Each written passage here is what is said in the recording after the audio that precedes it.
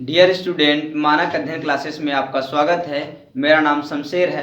हम लोग पढ़ रहे हैं टेंस और आज टेंस के इस लेक्चर में हम लोग पढ़ेंगे प्रेजेंट परफेक्ट कंटिन्यूअस टेंस का यूज। तो प्रेजेंट परफेक्ट कंटिन्यूअस टेंस होता क्या है? तो जो भी क्रिया पास्ट समय में मतलब बीते हुए समय में क्या हुई हो, आरंभ हुई हो और अभी भी क्या हो वह जारी रहे, तो उस क्रिया को व्यक्त करने के लिए हम लोग प्रेजेंट परफेक्ट कंटिन्यूअस टेंस का इस्तेमाल करते हैं। तो आइए देखते हैं कि यूज क्या होता है। पहला यूज यही है कि कोई भी क्रिया क्या होती है जो बीते हुए समय में आरंभ हुई होती है और अभी तक क्या है जारी रहती है, तो उसको प्रेजेंट परफेक्ट कंटिन्यूअस द्वारा व्यक्त करते हैं। जैसे अगर हम एग्जांपल के रूप में देख लें तो बच्चा सुबह से रो रहा है, मतलब बच्चा को रोने का काम कब से है, वह सुबह से ही स्टार्ट किया है और अभी तक क्या कर रहा है, रो रहा है। मतलब काम बीते हुए समय में प्रारंभ हो गया है और अभी तक क्या है, चल रहा है। कौन सा काम चल रहा है? रोने का। बच्चा सुबह से रो रहा है।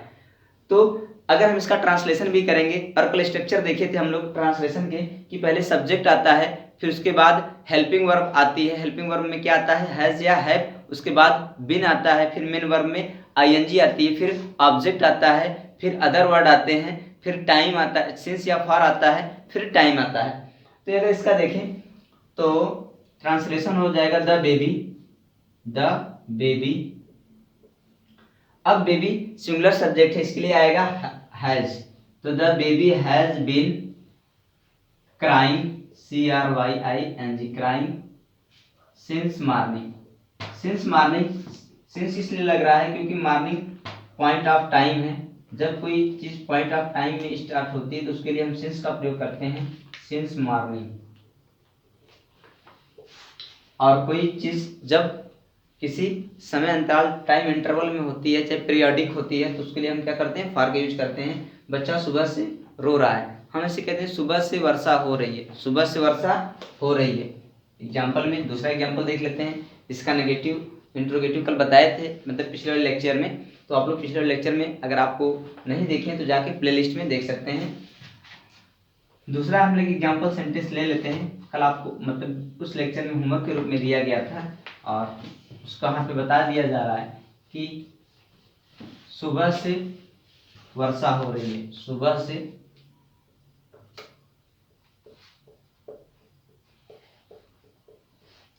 वर्षा हो रही है। अब इसके लिए हम लोग एक सब्जेक्ट इट का इस्तेमाल करते हैं। इसके लिए सब्जेक्ट इट, जिसको हम कहते हैं इंट्रोडक्टरी सब्जेक्ट, तो इसको हम इंट्रोडक्टरी सब्जेक्ट इट का इस्तेमाल कर रहे हैं। इट हैज बीन रेनिंग, क्योंकि यहाँ पे कौन सा काम हो रहा है, वर्षा होने का काम हो रहा है। It has been raining since morning.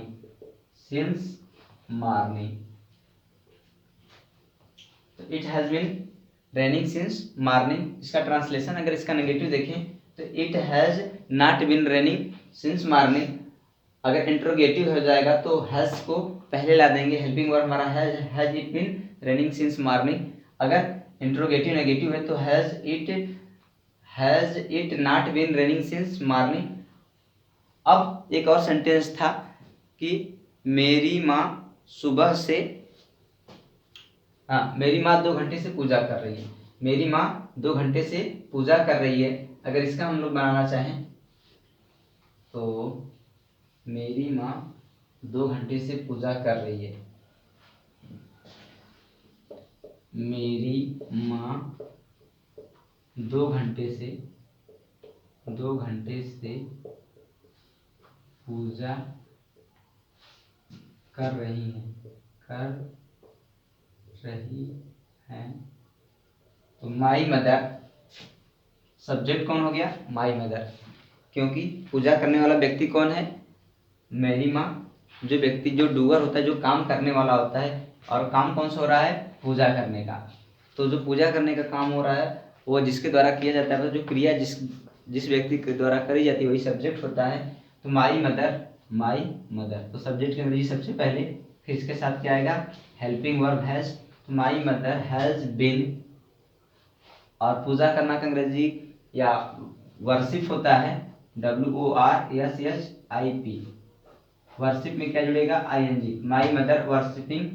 अब यहाँ पे जो समय दिया गया है वह एक टाइम इंटरवल है, वह एक टाइम इंटरवल है, या हम इसको कह सकते हैं कि ये पीरियोडिक है। जब भी कोई समय पीरियोडिक होता है तो उसके लिए हम फॉर का यूज करते हैं, मतलब यह अनिश्चित समय है। तो my mother has been worshipping for 2 hours, for 2 hours. इस तरह से इसका ट्रांसलेशन हो गया। नेगेटिव आपको बनाना आता है, बताया भी गया है। जैसा कि नेगेटिव कहाँ लगता है, जब हेल्पिंग वर्ब है, हैज के बाद तुरंत हम लोग क्या लगा देंगे, यहाँ पे नॉट का नेगेटिव बनाएंगे। नेगेटिव में इसका क्या होगा कि मेरी माँ 2 घंटे से पूजा नहीं कर रही है, मेरी माँ 2 घंटे से पूजा नहीं कर रही है।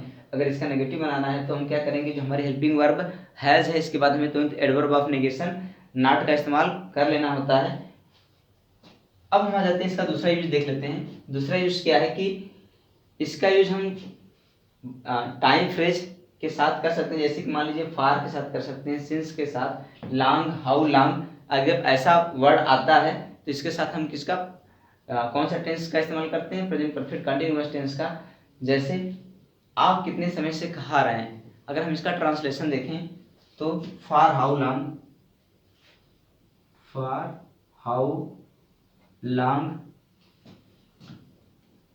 यू के साथ have, you have been eating, for how long you have been eating. और ये जो हाउ लॉन्ग है क्या है, फ्रेज है, इसको हम कह सकते हैं टाइम फ्रेज। ये टाइम फ्रेज है। फ्रेज क्या होता है, 2 या 2 से अधिक शब्दों के समूह से फ्रेज बनता है। यहाँ पे हाउ भी एक वर्ड है और लॉन्ग भी एक वर्ड है, मतलब 2 वर्ड है, इसलिए यह पूरा टाइम फ्रेज है। तो for how long you have been eating, वह पूरे समय से चिल्ला रही है। तो जो व्यक्ति है she has been crying, she has crying for all time, वो पूरे समय से चिल्ला रही है। यहाँ पे ऑल टाइम भी क्या है, एक फ्रेज है। ऑल टाइम क्या है, यहाँ पे फ्रेज है। तो इस तरीके से हम देखते हैं कि present perfect tense, present perfect continuous tense के 2 यूज होते हैं। और इस टेंस में बस इतना ही। अब अगले लेक्चर में हम लोग पास्ट इंडेफिनिट टेंस देखेंगे।